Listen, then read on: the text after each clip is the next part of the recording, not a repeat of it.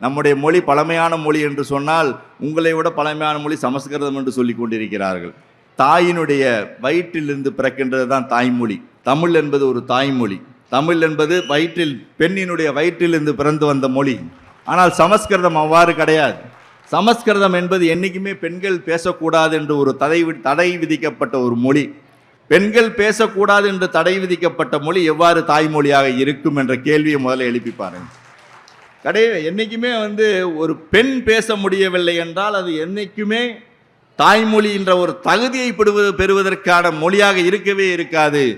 அந்த மொழி தந்தைக்கும் மகனுக்கும் சொல்லிக் கொடுக்கப்பட்ட ஒரு மொழியே தவிர அது கோவிலில் சாமிக்கு தான் பேசுகிற மொழியை தவிர வேற யாருக்கிட்டையும் பேச முடியாது. நீங்கள் அந்த மொழியை கடவுள்கிட்ட பேசிக்கலாம். கடவுள் கேட்குறாரா இல்லையோ நமக்கு தெரியாது. ஆனால் கடவுள்கிட்ட பேசுவதற்காக உருவாக்கப்பட்ட மொழி இன்று உலகத்திலே முதன்மையான மொழி, இந்தியாவிலே முதன்மையான மொழி என்று சொல்லி கொண்டிருக்கிறார்கள்.